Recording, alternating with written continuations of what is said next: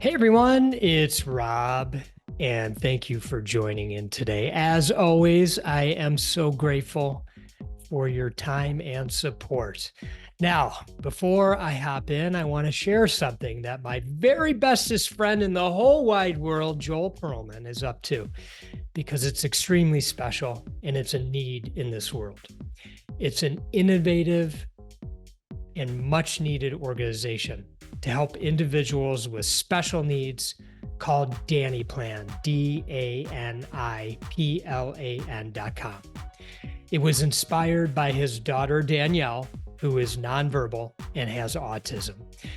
The Danny Plan is for your loved one with special needs, included but not limited to individuals with cognitive issues, disabilities, and elder care needs. The Danny Plan is simple, secure, and easy to share. I speak from experience as somebody who is the caregiver for an elderly family member. I use it and it is simple. With the Danny Plan, you can organize important information. You store it in one place, you share it with other trusted family, caregivers, doctors, and more. You can make it as unique as your child or the person you're caring for with as much or as little information as you want. It's completely customizable. It hosts the following types of content about me, key people, medication and therapies, behaviors and frustrations, daily routines and schedules, communication, education, and a whole lot more. And because it's protected by data encrypted technology and two-factor authentication, families get peace of mind while loved ones get the respect and dignity they deserve. Okay, on to my guest for today, Elysabeth Williamson. Elysabeth has been a yoga and transformation teacher for over 35 years. She is the author of The Pleasures and Principles of Partner Yoga, an award-winning book, and is recognized as the foremost presenter of partner yoga practices worldwide. As founder of Principle-Based Partner Yoga, a visionary art that expands the traditional practice of yoga into the realm of relationships, Elysabeth has trained teachers worldwide. She presents at international workshops and retreats and is known for facilitating a quality space that leads to life-changing experiences. Now, in this time of accelerated change, Elysabeth sees the ancient science of yoga combined with practical education and emotional and relational skills as important pathways for resolving the personal and collective challenges we all face. She was recently invited as an educator and keynote speaker for Stanford University's Contemplative Arts Summit in 2023. She has also trained as a hospice provider and is inspired to support people in, quote, dying before you die, unquote, practices and contemplations. She's working on her second book, Becoming Fully Human: How Learning to Feel Saved My Life. She is expanding her offerings to include emotional and relational well-being, self-compassion, and forgiveness. Now, to learn more about her work, visit partneryoga.net. That is partner, P-A-R-T-N-E-R, yoga, Y-O-G-A.net. And I have to tell you, our conversation is filled with thought-provoking nuggets of wisdom. So please enjoy my chat with Elysabeth Williamson. Elysabeth, welcome to the Leading with Genuine Care podcast. I'm so grateful that you've taken the time to spend with me today. How are you? I'm really well. I'm really happy to be here with you and having this conversation. Such a pleasure. Oftentimes I like to start with a quote, and I had a couple to choose from, but this is the one that I went with, and I just like to share it with you, and then any sort of anything that comes to mind for you as I say it. So it's from Mary Morrissey, and it goes like this: "Our life experience is the curriculum of our soul." Comes to mind for you when you hear that? Well, I'm actually familiar with that quote and with Mary Morrissey, and I think it's a great quote. It just reminds us that whatever is happening in our life, that's what's teaching us and that's what we're learning. And we can either receive that graciously and gratefully or resist and Yeah. struggle and fight. And I think we've all done our share of that. No doubt about that. Yeah. And I'm wondering, just so the audience can learn a little bit about you, can you talk a little bit about, we'll start personally with your background. And, my understanding is you had some challenging circumstances at different points in your life. And I'm just curious how those experiences inspired you to do the work that you're doing today. Hmm. Yeah, so just like that opening quote, we can take our life experience, and in my case, it was, quite challenging early on. We can't really compare challenges because human suffering is the great equalizer. But yeah, I had a lot of just those universal feelings of not worthy, not safe. And it really brought me onto a healing journey quite early. And I was also struck by early in my life, I had an understanding, or at least I had some insight that we're born into the circumstance that our soul is choosing for the curriculum. And I think in my case, the big challenge was to, and it's still happening, this integration between my human self and my wisdom nature that Mhm. we all have access to. Mhm. And yeah, so that's kind of what I've been devoting my life to. Yeah. And primarily focused in relationship because I think that is where we receive the greatest fulfillment and the greatest challenge. Mhm.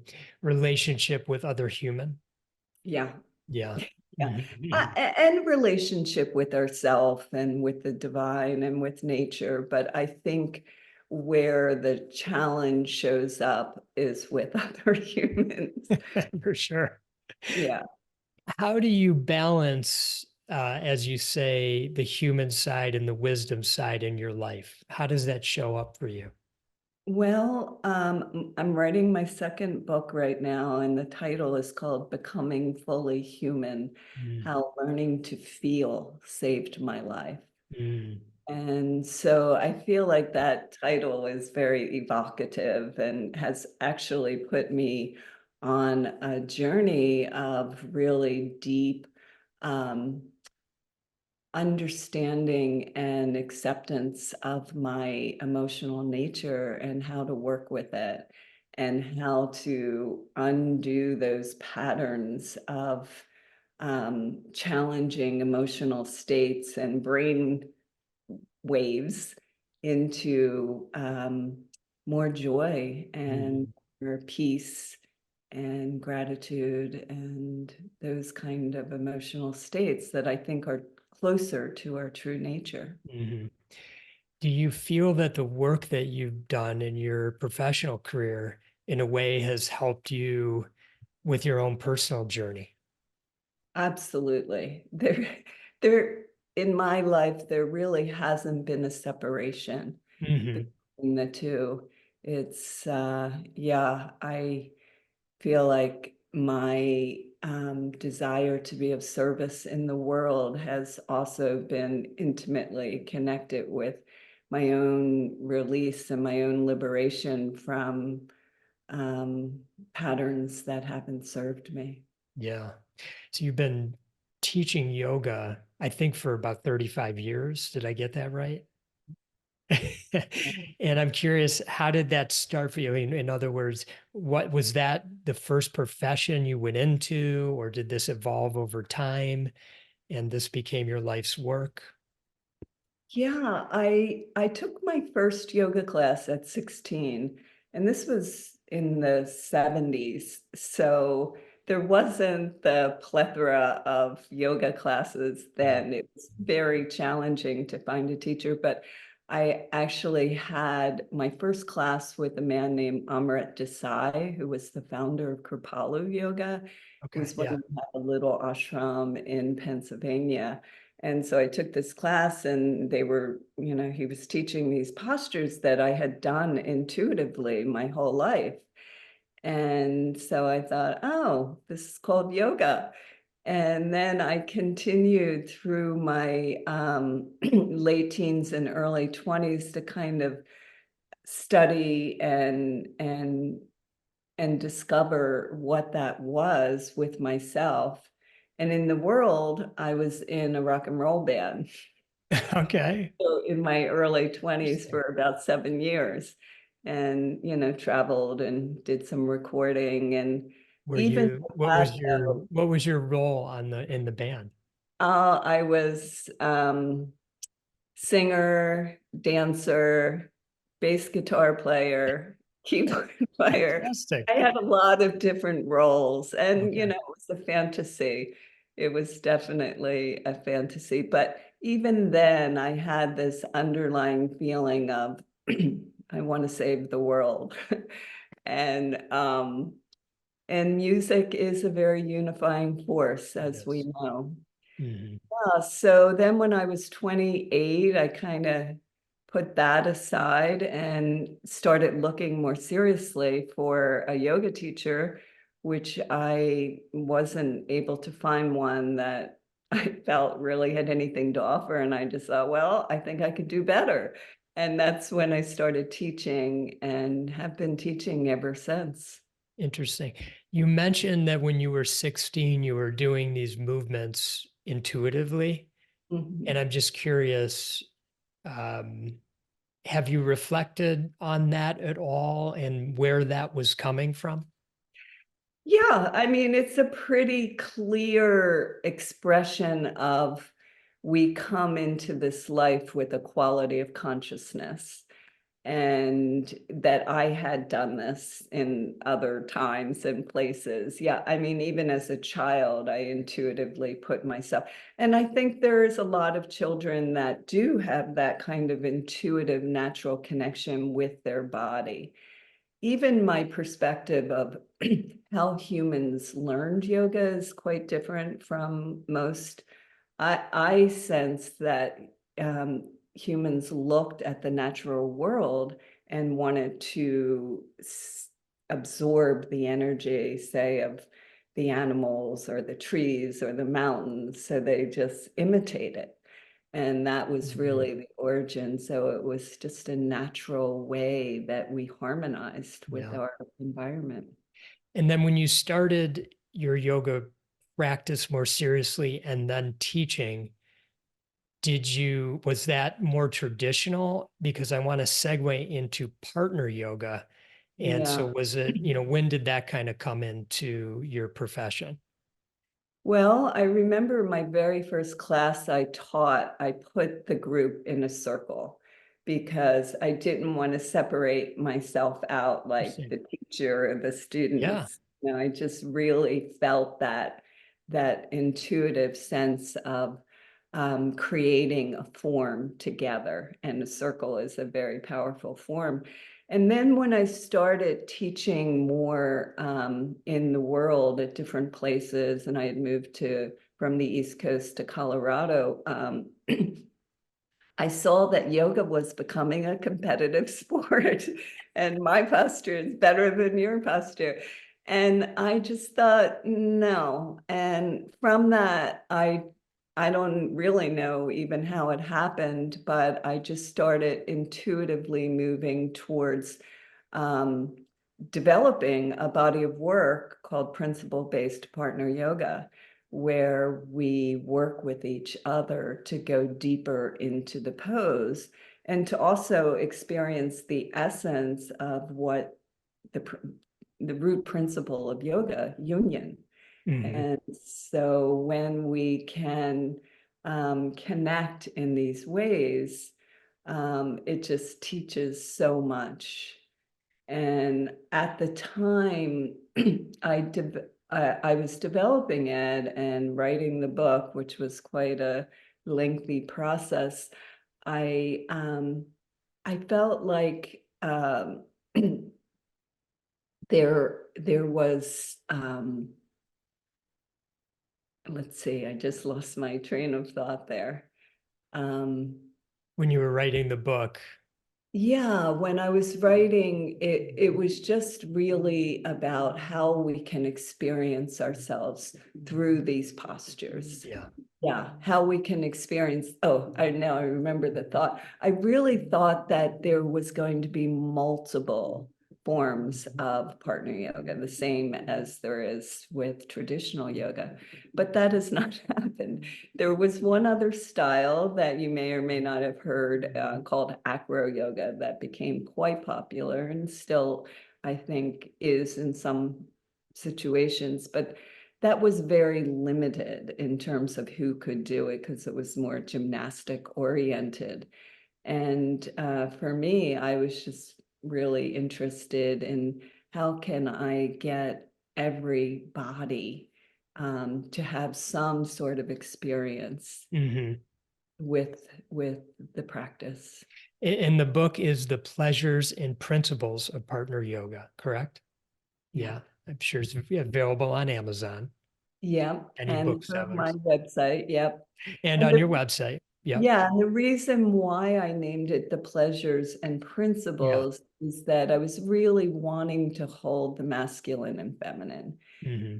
And then in the opening introduction, I speak about how, in my experience with studying yoga, which was mostly my own direct experience, all the images we saw were men in some, samadhi, having not eaten in 40 days and having Uh-huh. transcended their body, which I honor those yogis that came from that kind of tradition. But the image that really inspired me about my connection with yoga was a woman in a squatting position with an infant at her breast, drawing sacred art on the ground. Mm-hmm. To me, that was the feminine embodiment I of see. yoga, Yeah. connected to herself, another, the earth, and the divine. Yeah. Can you expand on the principles part of what you teach in the book and in your profession? Yeah, the principles are really universal qualities of humanity, like compassion, trust, touch, union, creativity, balance, grounding. And I've written essays in the beginning of each chapter on these themes and how we can experience those themes in our bodies. So one way we can use the themes or the principles, which are the underlying kind of foundational way to approach the practice, is use them as intention.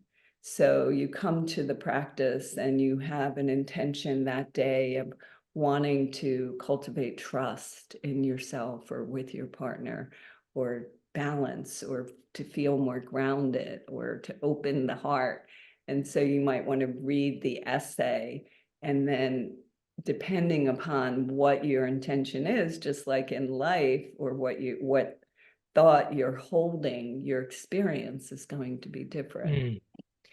I was curious because I watched some videos of you demonstrating how to do it. Mhm. And I've never done that type of yoga before. I've just been doing when I do yoga, it's just me with the teacher or the class or whatnot. And I had different curiosities that were popping up that I'd like to ask you about. The first one is is that typically learned through a class? I was imagining as you were going through some of the movements, I was remembering back when I was learning some of the poses and not being able to remember what they were and feeling kind of anxious about it, like I was doing things wrong. Now I felt with a partner, is there like a double anxiousness that comes along because you don't want to mess up with your partner? Yeah, but that's where we learn so much about relationship. Mhm.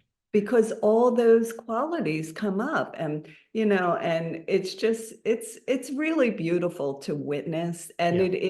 it is another level of challenge to both teach it and practice it.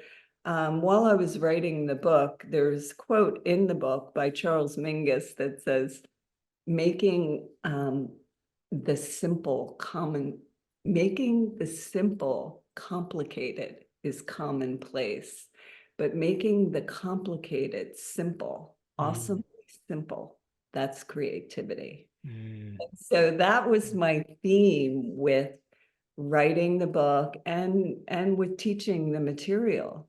mhm. So I feel like in when there's a circle of humans, to get them feeling relaxed is my primary job. Yeah. And then after that, the postures are kind of secondary. Yeah. Yeah. But to have an experience where we can feel, oh, I'm a little nervous, or whatever is coming up. I'm afraid I'm going to hurt this person or they're going to Yeah. hurt me. And to see how quickly all of that dissolves. Yeah. And yeah, so it's been a challenge because there's an inherent um, authenticity and vulnerability, really, that's required to do a Yes. practice like this. I could see that because it's a very intimate practice as well. You're very close to people, you're moving around in different parts of their body.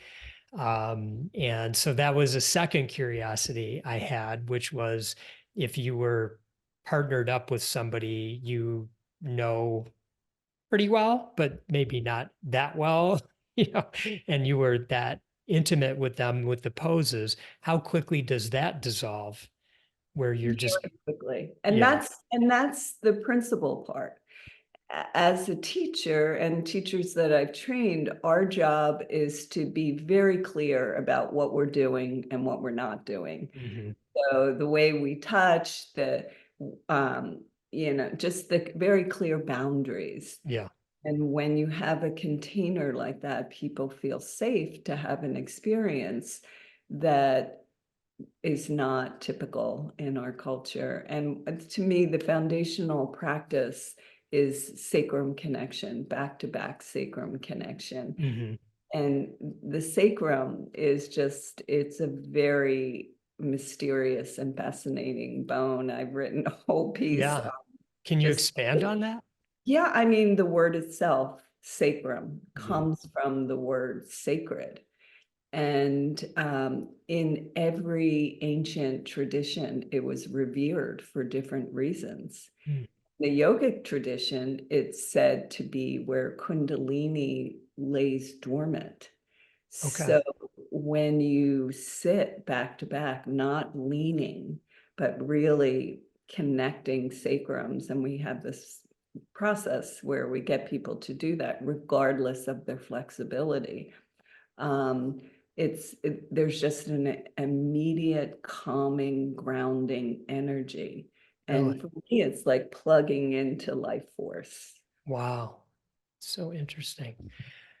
Is it hard to find partner yoga classes or, in the different communities?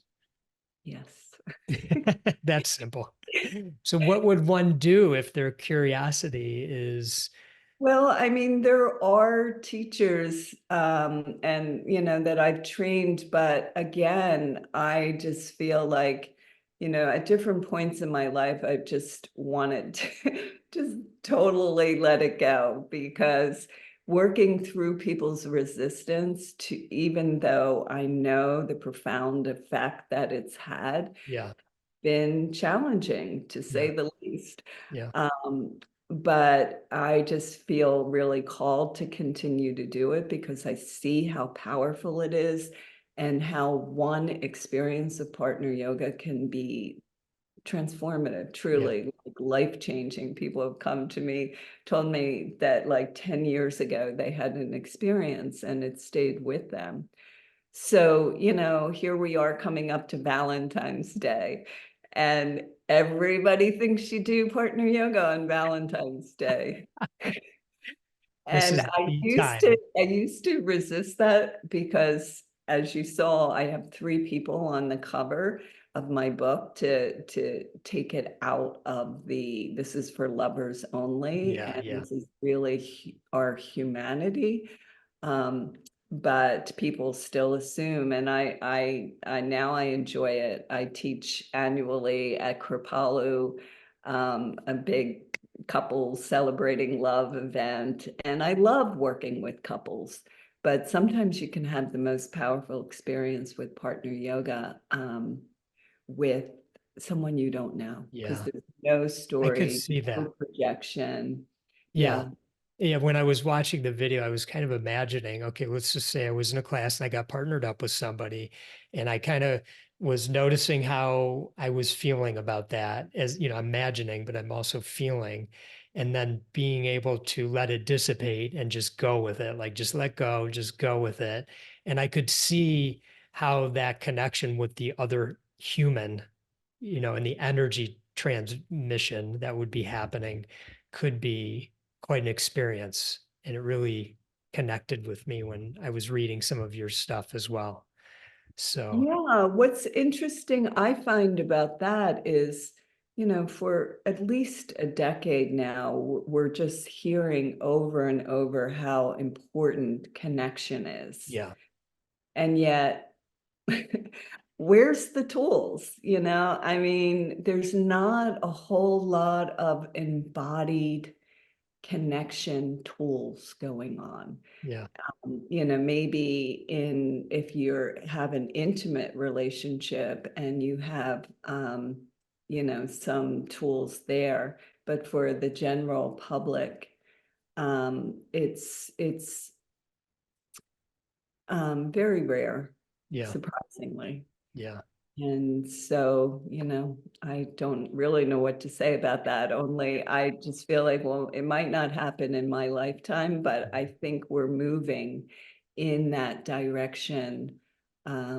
Yeah, for yeah, in multiple different ways. We have to learn how to connect, how to share, how to trust, how to cultivate, like, some of the podcasts you've done on healthy conflict. I also listened to that and it was wonderful. Like, let's just be real and yeah, honest with each other yeah, and the joy that comes out of that.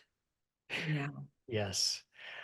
Okay, so let's do a little segue here to everybody's favorite topic, which is death and dying. Don't leave us, everybody. It's going to be worth it, I promise. There's a lot of wisdom in this topic. Um, Oh my goodness. Yeah. Thank you for that introduction to the theme. so, Yeah. how I learned about you is back at the end of, I believe, 2023. No, it was January 2024. You just did this. You taught a retreat at Drala Mountain Center called Exploring Our Death to Liberate Our Lives. So think about that for a second. Exploring our death to liberate our lives. So, can you talk about that title and what that means to what you were doing on that retreat with the participants? Yeah. Yeah. I feel like titles can be very illustrative, and I think that Yes. one is. And and yeah, again, like human connection, death is something that touches everyone. It's the great equalizer, regardless of our religious background, any of the differences that we appear to have. Death touches us all. And it's always struck me why people don't want to talk about it, don't want to look at it. And 20 years ago, when I was writing my first book, I developed this practice called surrendering into life and death. And so it was a partner yoga practice where one person will sit as the guardian and the other person gets guided into Shavasana. And there's some upfront questions like, what would you most want to hear at the moment of death to support you to let go? Mm. And so one person sits as the guardian, the other person just does Shavasana.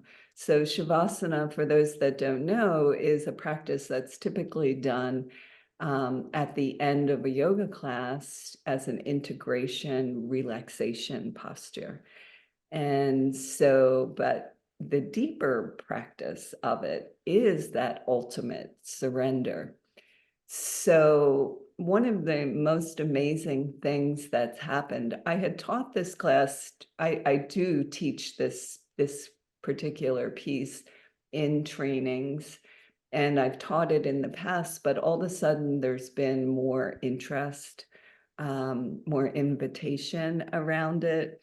And honestly, Rob, one of the most amazing things that happen, whether it's a 2-hour segment or a weekend, is the joy that gets evoked just by the willingness to have a conversation. Like the first question I might ask in an opening circle is, what's alive for you on the topic? And that can be different at any given time in our lives, right? It might be we're dealing with a illness, with a life-threatening illness. It might be we just lost a loved one. It might be just, it could be anything. And so that's what kind of brought us to the circle. Mm-hmm. And then the practice, it can be, I just taught after the January event a couple of weeks ago, a 2-hour event here in Santa Barbara, California. And after doing this weekend that was so deep and so rich, we did forgiveness work, we did, we, I will share one of the opening questions I will ask the group that is kind of like the elephant in the room. And that is, who believes we live, we die, end of story? And a couple people raise their hands. And when I think about that, it's kind of curious to me that people who believe we live, we die, end of story would come to, I to was thinking that. theme of exploring death to liberate life. And when I asked this couple people that raised their hand, I asked one young man how he felt believing we live, we die, end of story. And he said, it gives his life meaning and it gives him energy to live his life as fully as possible. Mm. And to me, that's the bottom line. Whether we believe in the continuity of consciousness or we live, we die, end of story. If exploring death and gives our life energy and liberates us to be more fully alive, then it's a worthy exploration. Mm-hmm. What is the typical flow of a weekend like that? What do the participants experience? Well, on the opening night, I will just get everybody as relaxed and feeling comfortable and introducing who they are, where they're from, what brought them, um, and just everyone using their voice um, will often create an atmosphere of safety and connection. And then we'll do a group shavasana where this particular weekend I had a dear friend that does sound healing, and I just led a group shavasana. So everybody gets relaxed. So it's kind of a gradual process. And then the next day we'll ask these questions as a group. And I call them transformational conversations, where we really recognize we all have wisdom and we really practice deep listening to each other. And so we'll ask questions like, who believes this is it, and then who are we? Why are we here? Which to me is the deepest self-inquiry question. And then forgiveness. We might after that go into some forgiveness journaling. Just talk about forgiveness, because forgiveness can be seen on so many different levels. I talk about how I'm not here to instill any beliefs. If anything, it's the opposite, to unwind our beliefs. And so that we can all just explore, like, well, what would that feel like? And to me, I remember hearing Eckhart Tolle once say that the reason we're here is to discover who we are beyond form. And so this practice just kind of opens the door to that, Mm-hmm. just that softening of who we are and what we are Mm-hmm. beyond this life, these thoughts, these sensations. And then in the evening, we do the practice where one person sits as guardian, one person is guided into the Shavasana deep experience, primarily through the breath, just becoming more and more intimate with the breath. And then there's a profound stillness that can happen in a group field like that. And then we'll welcome our partner back to their life, tell them how happy we are that they're here and that we wish them a beautiful life, which is what we all wanted to feel and hear, right? Mm-hmm. And, we talk about death as a metaphor, because we're always, things that's just the nature of life, that, things are transforming.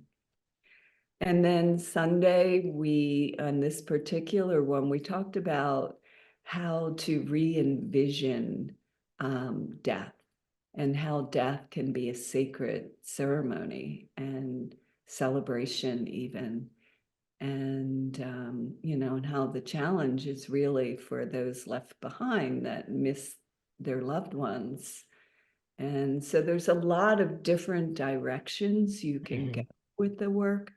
But for me, it's really about just softening a little bit of the fear and denial around death.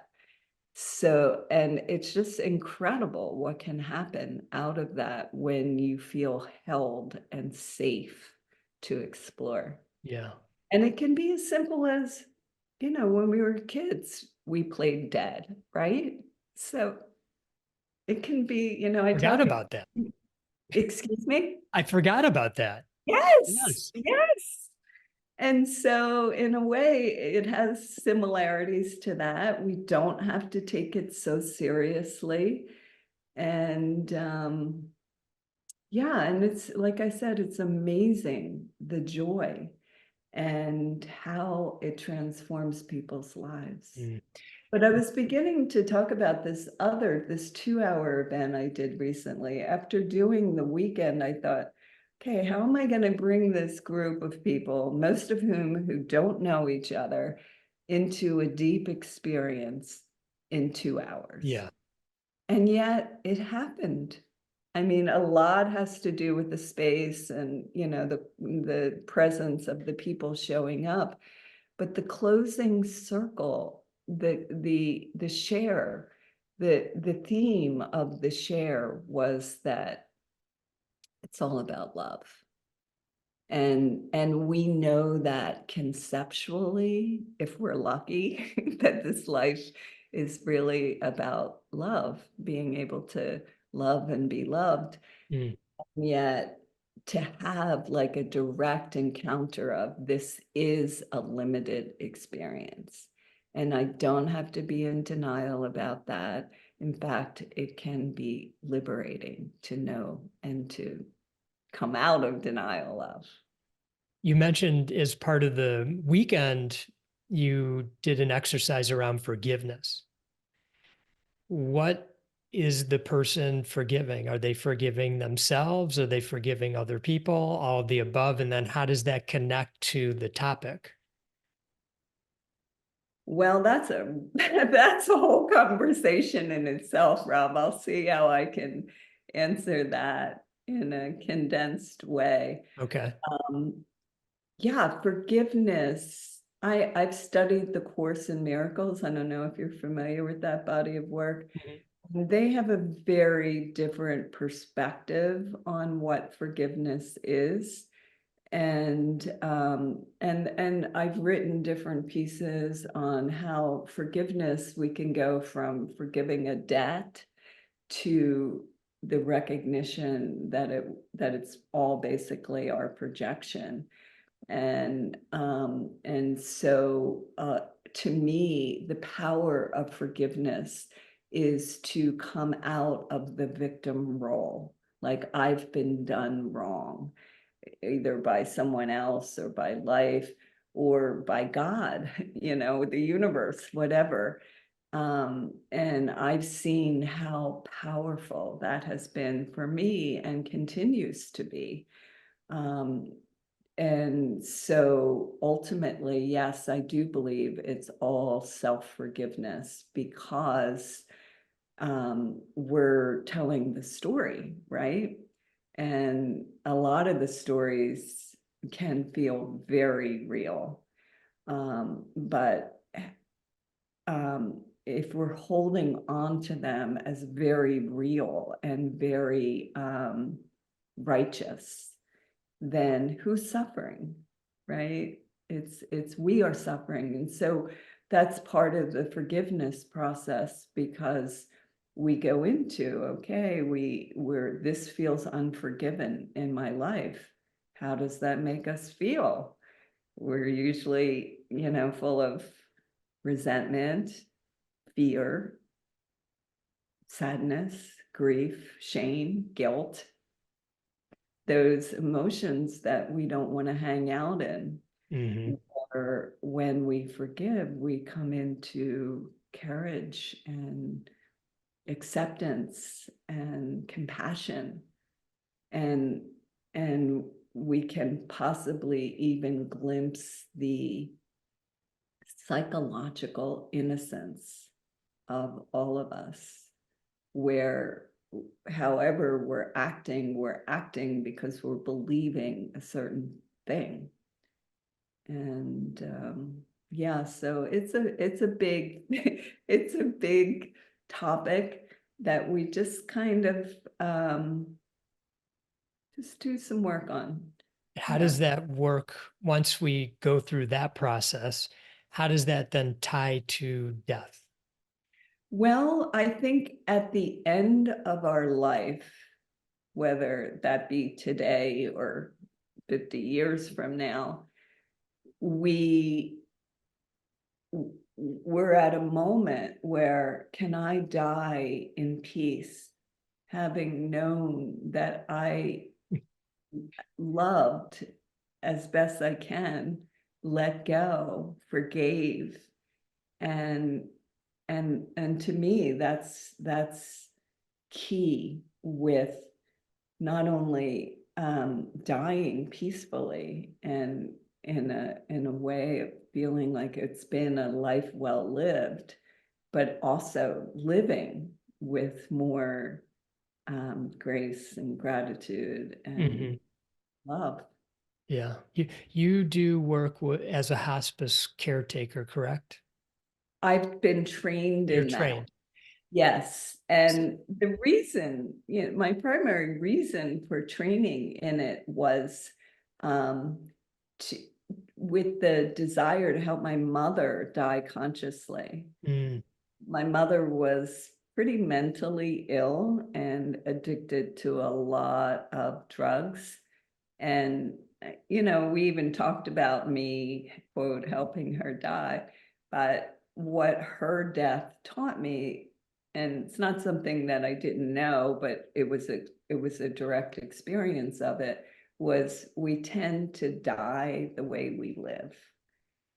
And she she kind of had the opposite of a conscious death. But I felt at peace with her because, as the Dalai Lama said, we have these precious jewels in our life. It's easy to love those we love and that are lovable, but the other ones, and to me, my big breakthrough of forgiveness with her was seeing how she treated me was not personal. It was, and to really get that was powerful for me. Mm, yeah. When you get something like that, do you get it up here first? Like I'm pointing at my brain, my mind, and then do you then get it inside you, or did you just get it inside you?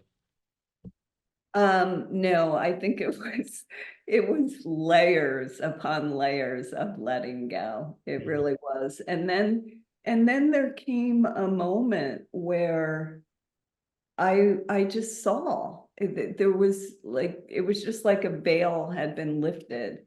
And I saw all my desperation to get her to see me and love me and understand me, and and beg my forgiveness for how she treated me. It mm, was all like, it had nothing to do with me. yeah, And that I was the one that was making myself a victim. And those, that happens when it happens. Some yeah, people may not have suffered as long as I did, believing that I was a victim of her. yeah, And in a certain relative sense, I was a victim right. I was Yeah, an innocent child.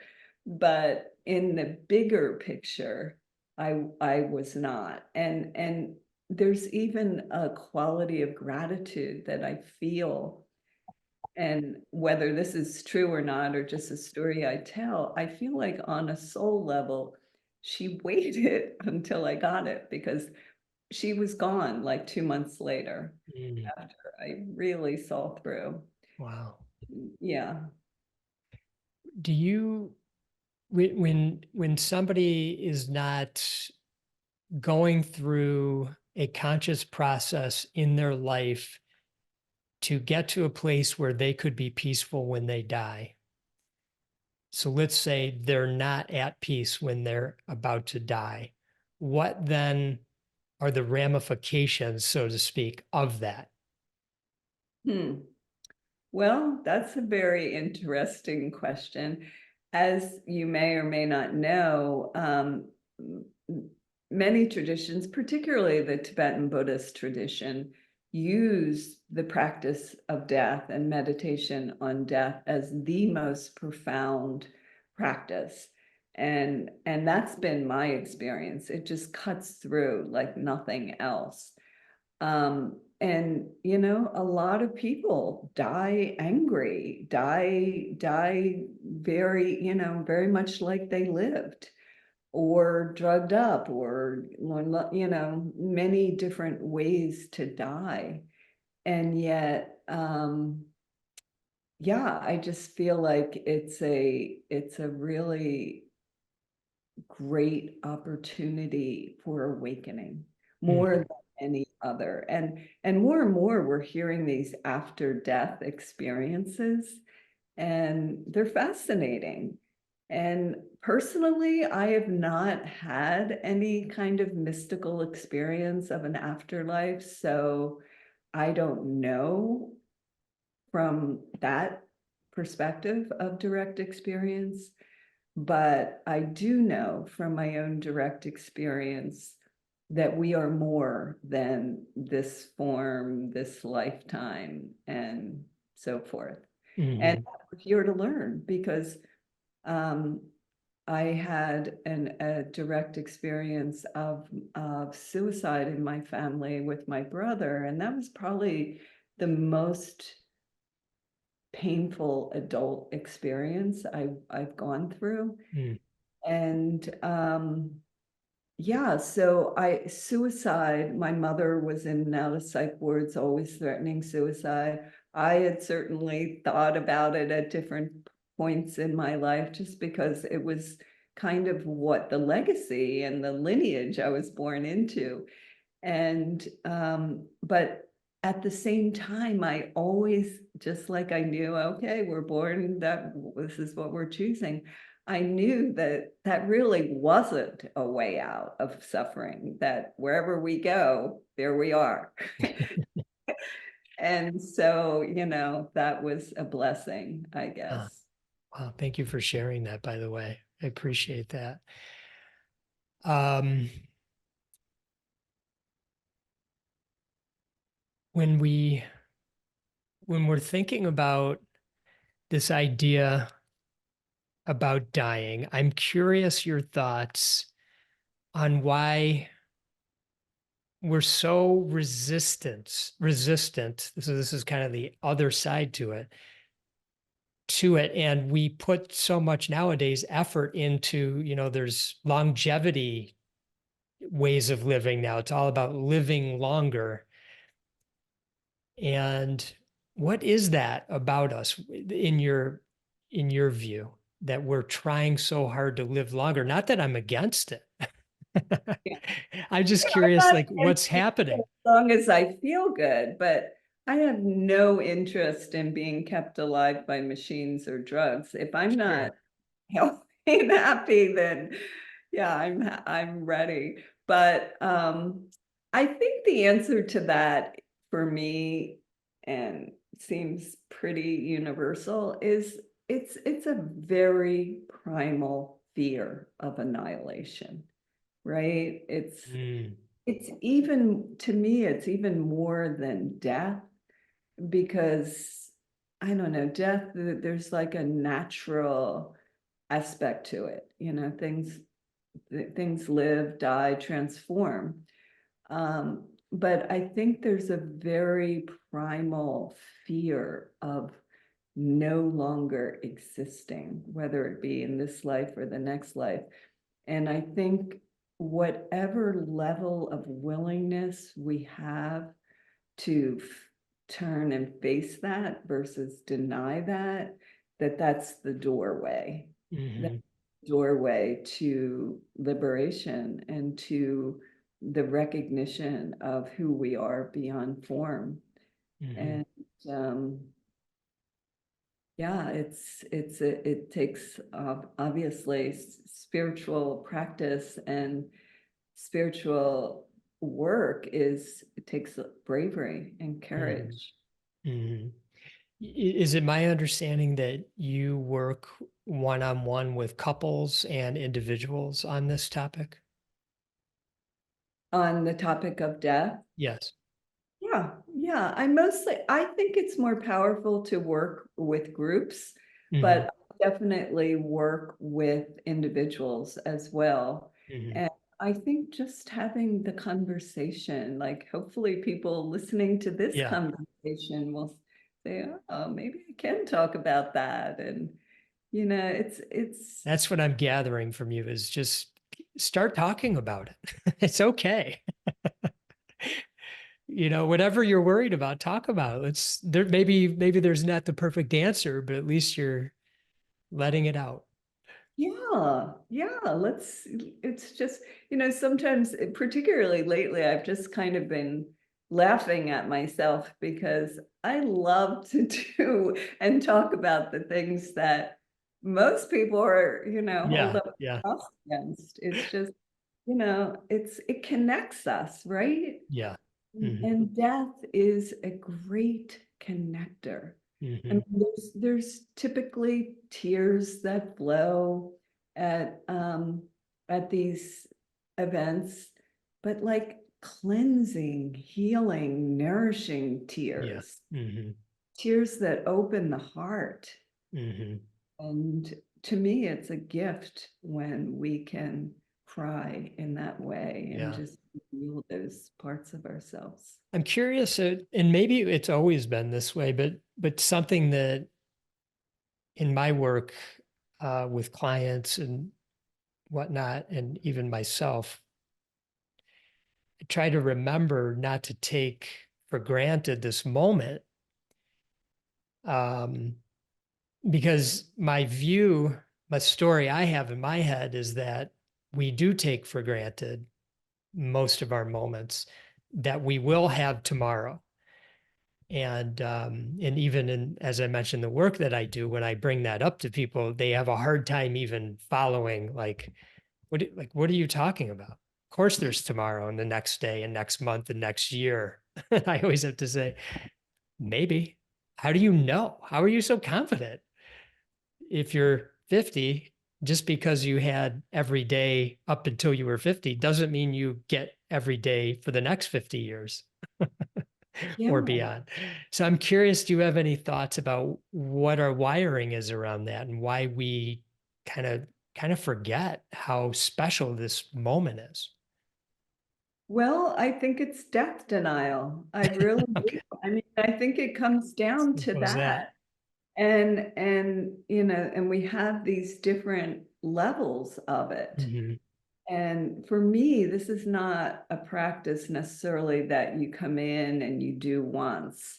Like, people say they do a partner yoga training. To me, this is lifelong, and every time we do it, it's going to be different. Like, one of the questions that I'll invite is today a good day to die? Mm, So I'll ask you that question right now, Rob. Just thank you. Okay. Yeah. Is today a good day to die?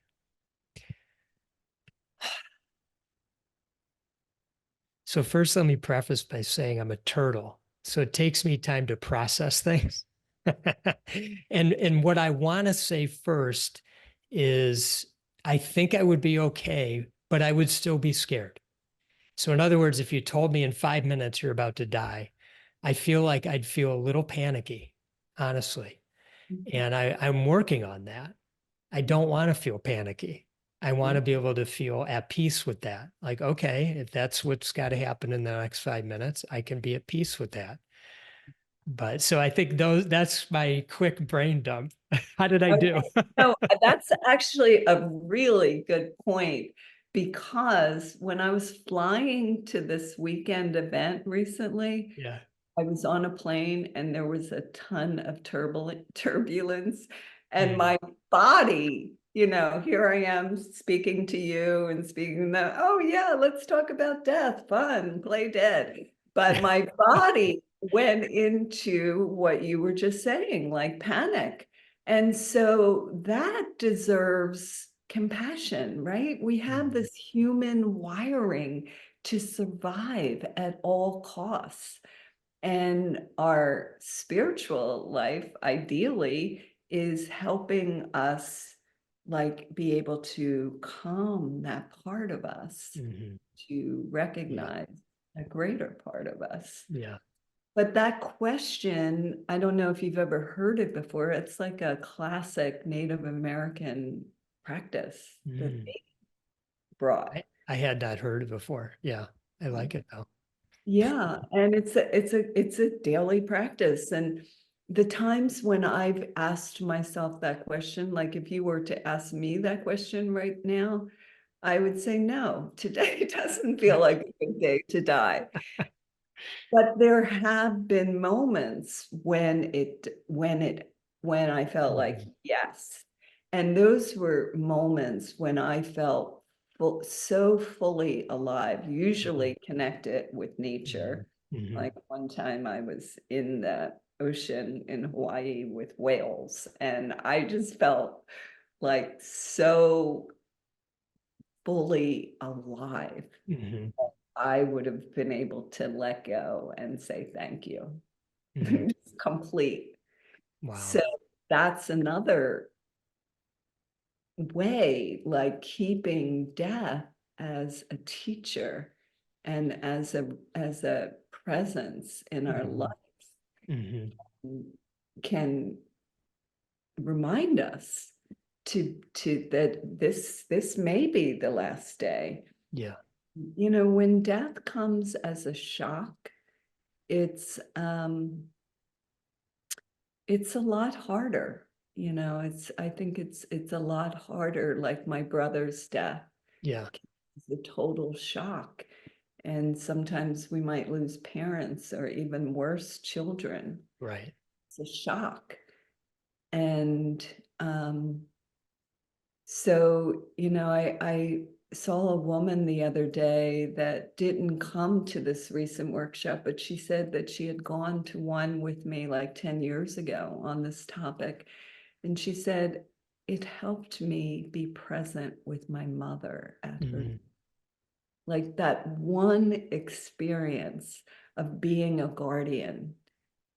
We can have, as the guardian, in that role, we can have such a deep sense of reverence for life and death, and that stays with us yeah. throughout our whole life.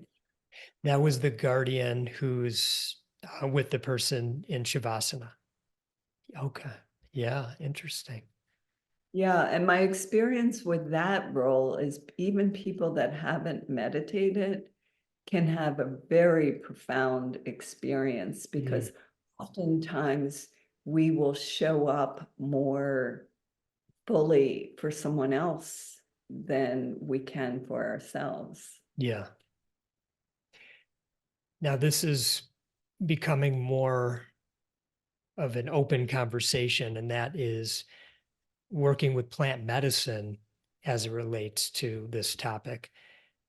I have no idea if you have any experiences around this, but if you do, meaning opinions, views, that kind of thing, I'd love to hear them. And if you don't, that's okay too. Yeah. Yeah, I've had quite a bit of experience with plant medicines, and they've really helped me unravel things.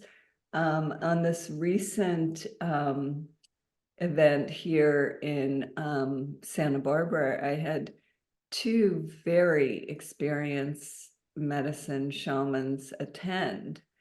And, I was honored and really felt supported by their presence in the circle. And afterwards, both of them told me what a profound experience it was. Mm, And that's one of the things how I like to set up the event to invite people. It is like a plant medicine set and experience. setting.